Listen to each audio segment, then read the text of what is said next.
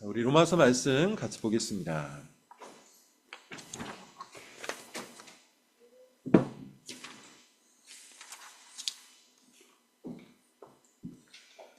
이어서 계속 로마서 강의를 진행하고 있는데 오늘은 로마서 1장 31절, 32절입니다. 우리 같이 한번 합독을 하도록 하겠습니다. 네, 우리 같이 한번 읽어볼게요. 시작.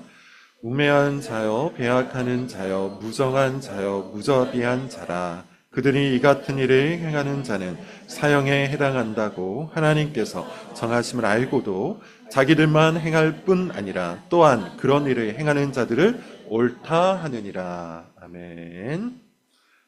로마서 강의 28번째 시간입니다. 제목은 외눈박이 세상에서 다윗처럼, 다니엘처럼 이라는 제목입니다. 외눈박이 세상에서 다윗처럼 그리고 다니엘처럼. 춘추 전국시대 여러분 아실 겁니다. 중국의 역사 가운데 수많은 나라가 쪼개져서 서로 싸웠던 그런 시대인데 이 춘추 전국시대를 종식시킨 나라가 있죠. 진나라입니다.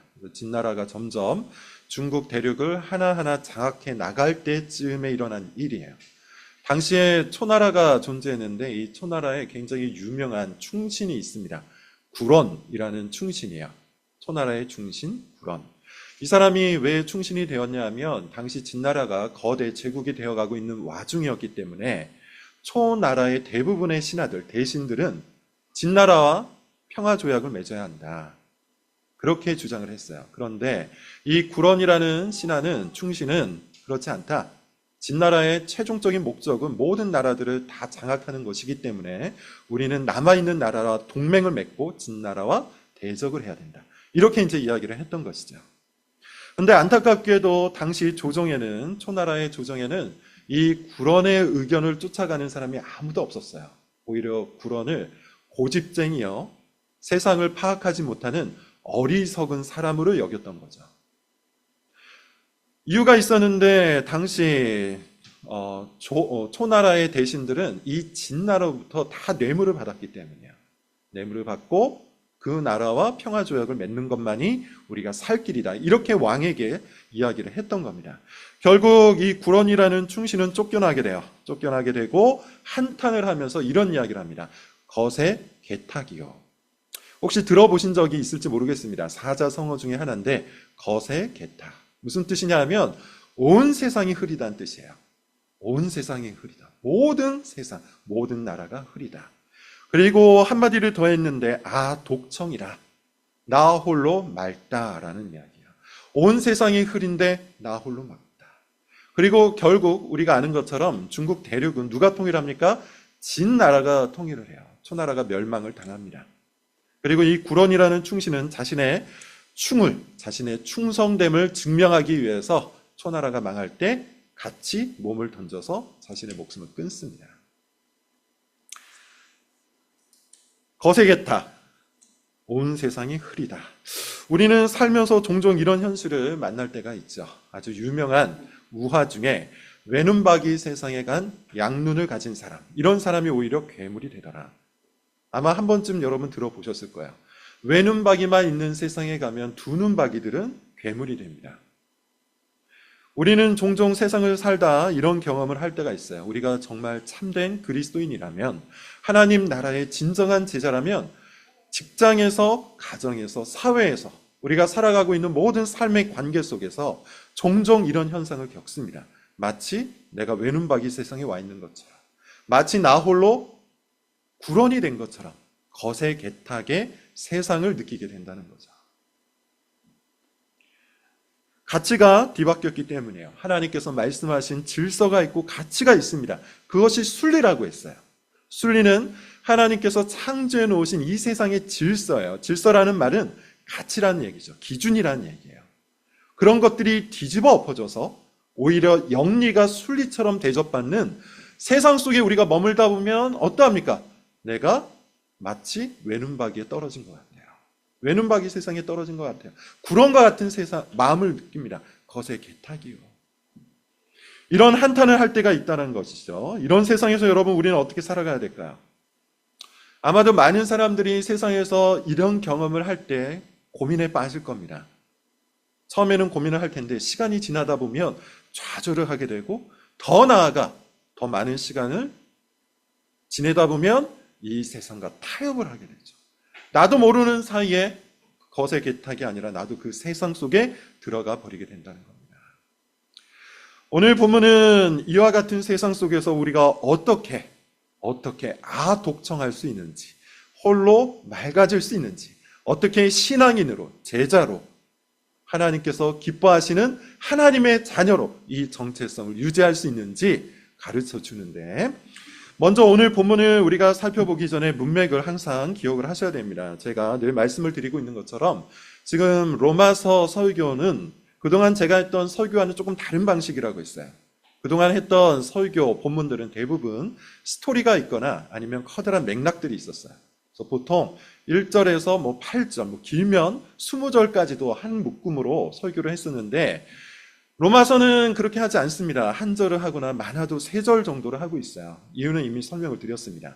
로마서는 일종의 교리적인 용어들이 굉장히 많이 있기 때문에 그것들을 하나하나 우리가 뜯어서 살펴볼 필요가 있기 때문이라고 했습니다. 근데 그러다 보면 종종 우리가 문맥을 놓칠 수가 있어요. 문맥을 꼭 이해를 해야 됩니다. 그래서 먼저 여러분들에게 권하는 것은 설교 본문이 있는 그 장 정도는 일주일 동안 한번 읽으시라. 예컨대 우리가 1장을 계속 살펴보고 있는데 1장 정도 읽는 데는 여러분 시간이 얼마 걸리지 않죠. 로마서 1장 읽는데 1분, 2분밖에 걸리지가 않습니다. 그래서 여러분께서는 먼저 이 설교 본문이 있는 장을 주중에 한번 읽어오시면 참 좋다. 두 번째는 제가 설교 중에 꼭 문맥을 설교하고 있습니다. 여러분 잘 들으시고 오늘 본문이 어떤 문맥, 어떤 맥락, 어떤 단락 속에 속해 있는지를 이해를 하셔야 돼요. 오늘 본문은 1장 18절, 그것과 연결되어 있는 부분이에요. 1장 18절 계속 말씀을 드려요. 불의로 진리를 막는 자들, 불의로 진리를 막는 세상. 진리가 여러분 뭐라 그랬습니까? 하나님을 알고 그 하나님을 영화롭게 하고 그 하나님께 감사를 드리는 거예요. 온 세상이 그것을 증언한다 그랬어요. 하나님의 말씀만이 아니라 이 온 세상, 온 우주가 하나님을 찬양하라, 하나님을 경배하라. 하나님의 솜씨를 알리고 하나님의 높으심과 위엄을 알린다고 얘기했어요. 이것이 진리입니다. 또한 우리가 이 온 세상 속에 가득한 하나님의 솜씨를 깨닫지 못할까? 하나님께서 말씀을 주셨고 우리는 이 말씀을 통해 하나님을 알고 그분을 찬양해요. 이것이 진리예요. 그런데 반역한 인간들, 타락한 인간들, 죄인들은 어떠합니까? 이것을 막아요. 무엇으로? 불의를 통해서 막아요. 불의는 뭡니까? 거짓이에요. 거짓된 진리예요. 그래서 이 거짓된 진리는 항상 하나님 이외의 다른 것들을 높입니다. 그것들을 찬양해요. 그것이 우상이라고 했어요. 이 우상은 굉장히 다양한데 그 중심 속에는 뭐가 있다? 자아가 있다고 했습니다. 나 자신이 있다고 했어요. 그렇게 우상을 숭배하는 사람들을 보고 하나님께서는 어떻게 하십니까? 하나님이 내리시는 가장 커다란 심판, 이 땅에서 우리가 살아가고 있는 이 세상에서 하나님께서 내리시는 가장 커다란 심판이 뭡니까? 내버려 두는 것이라는 거죠. 진리를 쫓기 싫은가?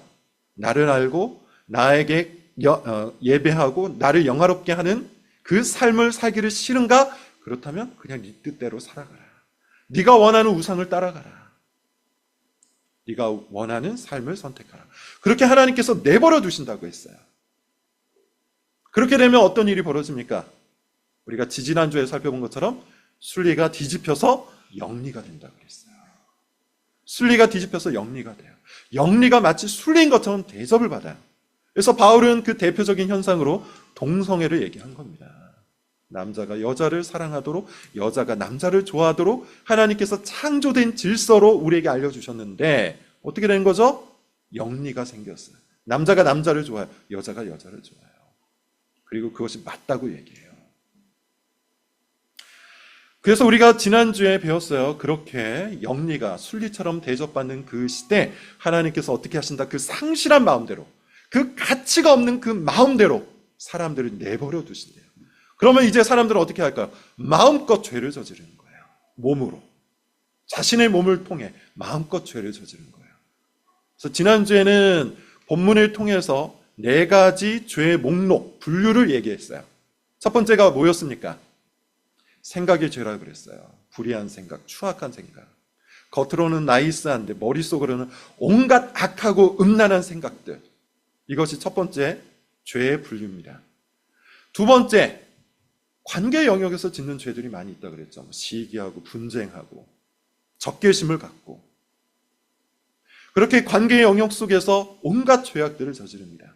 그리고 세 번째 분류가 뭐였죠? 언어적인 죄라 그랬어요. 수근수근하는 죄. 뭐라 그랬습니까? 은밀하게 험담을 해서 이간질을 하는 죄. 자신의 의도를 가지고 누군가를 깎아내려서 그 사람을 나쁘게 만드는 죄. 그런 교묘한 언어 생활. 비방은 뭐라 그랬죠? 대놓고 그의 명예를 훼손하는 욕설, 조롱 같은 것이라고 했어요.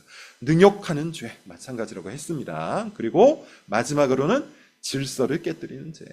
부모를 거역하고 교만하고 자랑하는 이 모든 것들이 하나님께서 세워놓으신 질서를 파괴하는 죄라고 했어요. 그 맥락 속에서 오늘 본문이 들어와 있는 겁니다. 오늘 본문 이렇게 이야기하죠. 우매한 자요, 배약하는 자요, 무정한 자요, 무자비한 자라. 지난주에는 네 가지 분류를 통해서 죄를 설명드렸는데 오늘은 조금만 어려운 이야기를 할게요.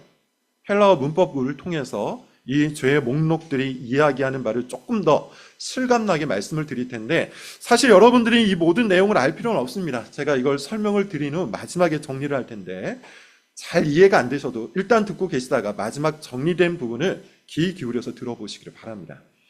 자, 본문에 보면 우리가 29절부터 31절까지 죄의 목록들이 나오는데 여기에 보면 헬라 문법에서 소위 말하는 역격, 속격, 대격이라는 것이 사용이 돼요. 역격이 뭐냐? 역격이라는 것은 수단과 도구를 의미합니다. 그래서 우리나라 말로 번역을 하면 몸모에 의한이라는 거예요. 몸모에 의한.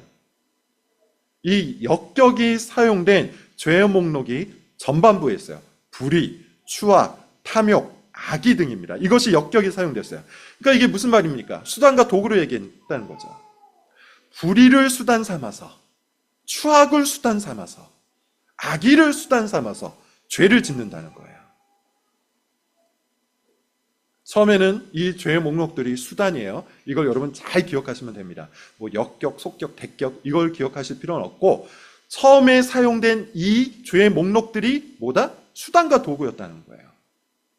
그 다음에 나오는 것이 대격입니다. 대격은 뭐냐면 뭐뭐에 속한이라는 뜻이에요. 뭐뭐에 속한. 이 대격이 사용된 게 시기, 살인, 분쟁 등등이에요.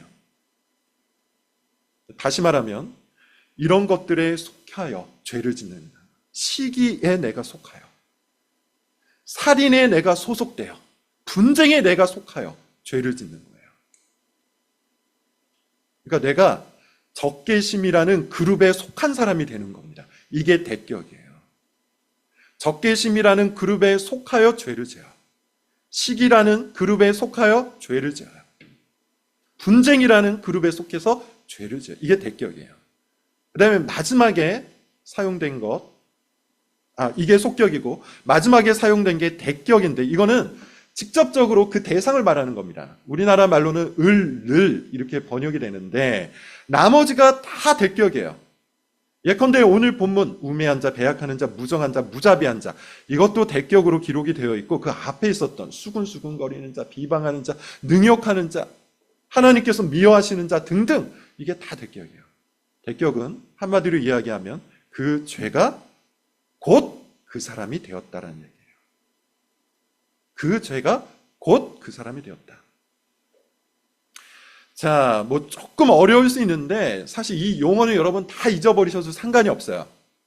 지금 이 죄의 목록을 바울이 기록하면서 어떤 방식으로 기록하고 있는지가 중요한 겁니다. 어떤 방식으로 기록하고 있어요? 처음에는 죄가 수단이에요. 처음에는 죄가 수단이 되었어요. 이런 것들을 수단을 삼아서 죄를 지었어요. 그리고 두 번째 단계에서는 내가 그 죄에 속하여 죄를 지었어요. 근데 마지막 단계, 세 번째 단계에서는 내가 곧 죄가 되어서 죄를 지어요. 죄가 최하가 된 겁니다. 죄라는 것이 나의 인격이 된 거예요. 그렇게 본문은 어떤 방식으로 죄가 점진적인 발전을 거듭하는지를 우리에게 가르쳐주고 있어요. 특별히 오늘 본문 31절 간단하게만 보겠습니다. 여기에서 마찬가지로 나오는 우매한 자, 배약한 자, 무정한 자, 무자비한 자, 이 모든 것들도 다 대격으로 기록되어 있고 이 사람들 자신이 이미 죄가 되었다는 뜻이에요. 여기에는 주로 상실과 결핍입니다. 우매함, 뭡니까? 우매함, 어리석음이라는 건데 지혜가 상실됐다는 거죠. 분별력이 없어요. 무엇이 옳고 무엇이 그른지, 어떤 것이 더 나은 것이고 어떤 것이 더 선한 것인지 분별력이 없어요. 이런 사람을 우매한 자라고 합니다. 배약하는 자, 이거는 신뢰가 상실된 거예요. 배약한다는 말은 말 그대로 약속을 깨뜨린다는 거, 배신한다는 얘기예요. 신의가 상실된 겁니다. 약속을 했는데 지키지 않아요. 사람과 사람 사이에 믿음이 있는데 그 믿음을 깨는 걸 어려워하지 않아요. 의리가 없는 것이죠. 이것이 배약입니다. 무정하다. 이거는 정이 없다는 뜻인데 사실 원어적인 접근을 놓고 해석을 해보면 가족 간의 사랑이 없다는 얘기예요. 여러분, 사실 사랑의 원형, 우리가 사랑을 실천할 수 있는 가장 근본적인 공동체가 어디입니까? 가족이죠. 근데 이 가족 간에도 사랑이 없다면 얼마나 무정한 사람입니까? 그걸 표현하고 있어요. 마지막, 무자비. 무자비는 긍휼이 없다. 불쌍히 여김이 없다. 가련하게 여기는 마음이 없다는 것입니다. 그렇게 하나님이 사람들을 그 상실한 마음에 내버려 두면 예컨대 사람들이 먼저 하나님을 그 마음에 두기를 싫어한 것이죠. 그 마음에 두기를 싫어한 그 사람들의 상실한 마음에 내버려 두면 어떻게 되는 겁니까? 처음에는 죄를 수단 삼아서 죄를 짓기 시작해요. 종종 죄를 짓겠죠. 두 번째는 죄에 소속돼서 죄를 짓기 시작해요. 자주 죄를 짓겠죠. 마지막에는 나 자신이 죄가 되어 죄를 짓겠죠. 그때는 늘 죄를 짓는 거예요. 자, 그러면 여러분 한번 생각을 해보십시오. 그렇게 죄가 인격인 된 사람의 가장 무서운 특징이 뭐가 될까요? 양심 마비가 되겠죠. 나 자신이 죄가 되면 더 이상 죄가 죄로 여겨지지 않는 거예요. 나 자신이 죄가 되어버리면 더 이상 죄를 죄로 깨달을 수가 없게 되는 거예요. 자신의 악행에 대해서 꺼리낌이 없고 아무런 잘못이 없다고 스스로 믿게 되는 겁니다. 이 얼마나 슬픈 일입니까? 죄를 수단 삼거나 죄에 소속된 사람은 나름대로 죄를 지적하는 이야기를 들으면 죄라는 걸 알 거예요. 깨닫게 될 거예요. 내가 그 죄를 극복하지 못한다 한들 이것이 죄라는 것 정도는 받아들일 겁니다. 그러나 이미 죄가 인격화가 된 사람, 죄가 곧 나 자신이 된 사람, 그런 사람은 아무리 말씀을 들어도 죄를 죄로 여기지 못하게 되죠. 그렇게 양심이 마비되는 거예요. 죄가 두렵지 않게 된 이 상태야말로 인간에게 닥친 가장 슬픈 심판입니다. 가장 무서운 심판이에요. 그렇게 죄가 인격화된 사람에게 나타나는 치명적인 특징이 오늘 32절에 나옵니다. 그 이야기를 하려고 조금 어려운 헬라 문법을 말씀드린 거예요. 죄가 곧 나 자신이 된, 죄가 인격화가 된 그 사람의 가장 커다란 특징, 그게 뭡니까? 32절에서 보는 것처럼 그들이 이 같은 일을 행하는 자는 사형에 해당한다고 하나님께서 정하심을 알고도 자기들만 행할 뿐 아니라 일단 본인들이 먼저 행하죠. 그리고 나서 그런 일을 행하는 자들도 옳다 하느니라. 치명적인 특징이에요. 그 죄를 다른 사람들에게까지 권해요. 자기만 행하는 게 아니에요. 권해요. 괜찮다고 얘기해요. 맞다고 얘기해요. 이게 옳다고 얘기해요. 32절은 이들이 하나님의 법과 자기 양심을 통해 이러한 행위가 사형에 해당한다는 심판의 대상임을 이미 알고 있다고 지적합니다. 알고 있다는 표현도 지금 로마서 1장에서 굉장히 중요한 단어 중에 하나예요. 주제 중에 하나입니다. 하나님을 안다고 얘기하잖아요. 나는 하나님의 말씀을 들은 적도 없고 복음에 대해서 안 적도 없는데 왜 내가 하나님을 안다고 얘기하냐? 이미 답변을 드렸습니다. 우리의 양심을 통해 그리고 이 온 세상에 가득한 하나님의 솜씨를 통해 우리는 하나님을 알 수 있어요. 여기도 여러분 마찬가지입니다. 신앙적 배경이 있는 사람, 교회 다니는 사람들은 모를 수가 없죠. 수많은 설교를 들었어요. 수많은 가르침을 들었어요. 본인이 직접 성경을 펼쳐서 읽었어요. 그렇기 때문에 죄를 알아요. 죄에 대한 지적을 받아요. 모를 수가 없습니다. 신앙이 없는 사람도 마찬가지예요. 우리가 살아가고 있는 이 사회적인 도덕이나 윤리나 법, 이 모든 것들이 양심의 근거에서 만들어진 기준들이에요. 그리고 이 양심은 하나님의 도덕법이 새겨진 거예요. 그런 의미에서 여러분, 모든 사람들은, 교회를 다니거나 안 다니거나 상관없이 모든 사람들은 하나님께서 말씀하시는 도덕, 무엇이 옳고 무엇이 그른지를 알 수 있어요. 그러나 죄가 인격화된 사람들은 어떠한답니까? 오늘 본문에서 말하기를 알면서도 깨닫지 못한다. 이것이 사형에 해당하는 죄인 줄 알면서도 그대로 행한다. 그 정도가 아니에요. 문제는 어디에 있습니까? 더 나아가 이들은 자기들이 행하는 그 죄를 타인에게 권하죠. 진심으로 권해요. 그게 문제예요. 진심으로 권해요. 그 죄를 진심으로 권해요. 그것이 옳다고 믿기 때문이에요. 그 죄가 맞다고 생각하기 때문이에요. 자, 봐라. 세상을 봐라. 모든 세상이 흐리지 않냐? 모든 사람들이 외눈박이지 않냐? 왜 너 홀로 맑으려고 하느냐? 왜 너 홀로 두 눈 갖고 살려고 하느냐? 그런 방식으로 죄의 경계선을 허물어 버립니다. 본문은 표현하기를 이렇게 표현해요. 이를 옳다 하느니라. 옳다 하느니라. 이것이 적절하거나 이것이 조금 더 지혜롭다거나 이렇게 말하지 않아요. 이것이 옳다. 이것이 맞다. 이것이 진리다. 죄를 너무 확신 있게 붙들고 있기 때문에 다른 사람들에게 죄를 권하는 거예요. 왜 그렇게 바보같이 사냐? 이렇게 사는 것이 이 땅에서 훨씬 더 충만하고 행복한 삶인데, 역사를 여러분 한번 돌이켜 보십시오. 소돔과 고모라 온갖 악행을 저질렀죠. 얼마나 악행에 횡행했으면 하나님께서 친히 오셔서 심판을 할 정도였어요. 그러나 역사를 통해서 그리고 성경을 통해서 살펴보면 이 소돔과 고모라는 부자 도시였습니다. 부강한 도시였어요. 그렇게 그들은 본인들의 죄악이 오히려 부를 이루었다고 믿고 확신했습니다. 죄가 옳다고 믿은 거예요. 그리고 그 죄를 권한 것이죠. 그러니 온 도시가, 온 세상이 죄로 가득할 수밖에 없었던 거예요. 그 사례가 뭡니까? 아브라함의 조카 롯이죠. 아브라함의 조카 롯이 원래는 소돔 근처까지 왔다가 결국 소돔 안으로 들어가 결국 소돔의 유력한 자가 되잖아요.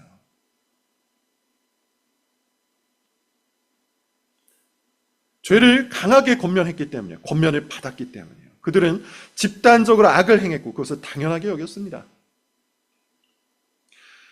타락한 이스라엘의 역사도 여러분 한번 떠올려 보십시오. 이스라엘 역시 자신들이 옳다고 주장을 했어요. 그래서 하나님께서 보내시는 선지자들을 족족 잡아 죽였습니다. 그리고 마지막에는 그분의 아들까지도 잡아 죽였어요. 이유가 뭡니까? 옳다고 믿었기 때문이에요. 이와 같이 죄인이 지배하는 사회의 가장 커다란 특징은 뭡니까? 우리가 읽었던 로마서의 단어로서 표현을 드리면 영리가 지배한다는 것이죠. 영리가 순리로 대접을 받는다는 것이죠. 죄가 선으로 둔갑한다는 겁니다. 그리고 모든 사람들이 그것을 믿고 확신하며 서로에게 죄를 권면하면서 아무런 죄책감을 느끼지 않는다는 것이죠. 그렇게 여러분, 이 세상에서 우리가 신앙을 가지고 살다 보면 말씀드린 것처럼 답답함을 느낍니다. 억울함을 느낍니다. 온 세상이 흐리다는 거세 개탁의 고백을 하게 됩니다. 죄인이 죄를 깨닫지 못하고 오히려 그것이 옳다고 큰 소리치는 세상에서 우리는 좌절을 경험해요. 절망을 경험해요. 나도 모르게 타협을 해요. 타협한 나 자신을 보고 복음의 무기력함을 느껴요. 그리고 그냥 그렇게 살아갑니다. 그런 사람들이 많은 이 세상 속에서, 그런 거세 개탁의 현실 속에서 여러분, 우리는 어떻게 살아야 할까요? 성경을 통해서 답을 찾을 수 있는데 우리 믿음의 조상 두 분을 통해서 어떻게 살아야 될지 말씀을 전하고 설교를 끝내겠습니다. 첫 번째는 다윗과 같이 살아야겠죠. 다윗은 시편 12편에서 이렇게 호소합니다. 여호와여 도우소서, 경건한 자가 끊어지며 충실한 자들이 인생 중에서 없어지나이다. 다윗이 세상을 돌아보니까 온 세상이 흐린 거예요. 경건한 자가 없어요. 하나님을 사랑하는 자들이 없어요. 하나님 앞에 충성을 바치는 자, 하나님 앞에 자기 인생을 들어 헌신하는 자들이 점점 사라지고 있는 거예요. 그 고통을 호소하는 겁니다. 여호와여 도우소서. 지금 세상이 거세 개탁입니다. 온 세상이 흐립니다. 이 혼란한 세상 속에서 믿음을 갖고 산다는 것이 너무 어렵습니다. 좌절이 되고 절망이 됩니다. 여기저기를 둘러봐도 믿음을 가진 자들, 헌신하는 자들, 주님을 사랑하는 자들이 없습니다.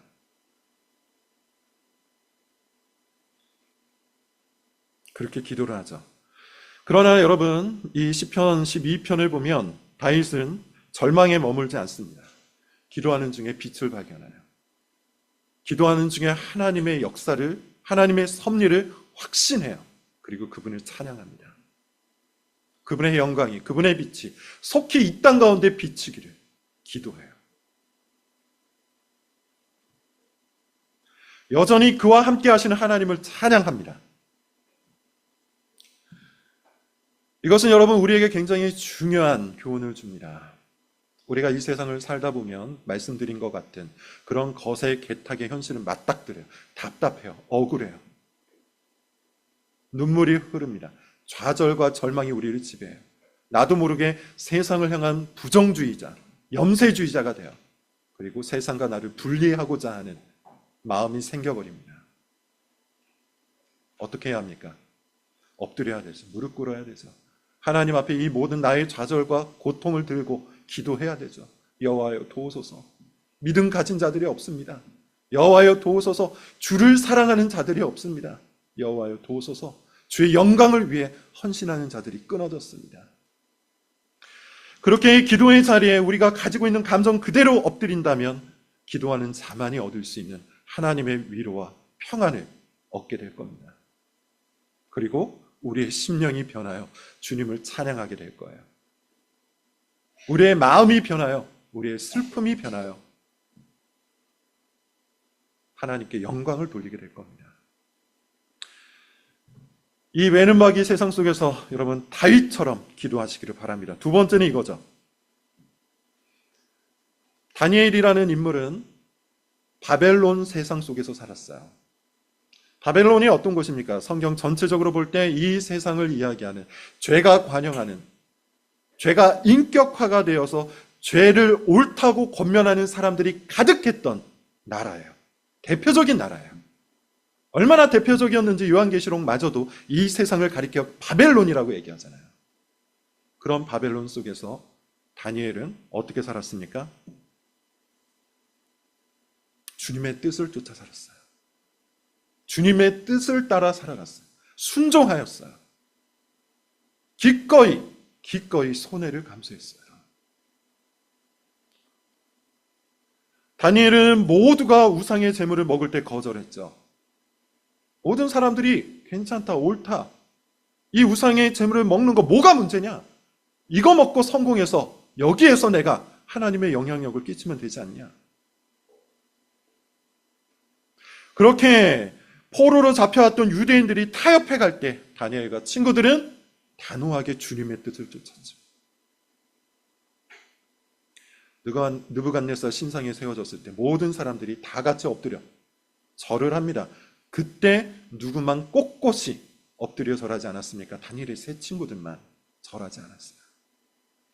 그들은 그로 인해서 뜨거운 불에 던져졌지만 예수 그리스도께서 그들과 함께 하심으로 그들을 보호해 주세요. 주님의 뜻을 따라 살아갔다는 겁니다. 다니엘은 하루에 3번 기도하는 것이 그의 경건의 습관이었는데 그것을 하지 말라고 법으로 규정을 해버렸어요. 그럼에도 불구하고 다니엘은 법이 아니라 말씀을 쫓아갑니다. 사자굴에 던져졌지만 주께서 그를 보호해 주세요.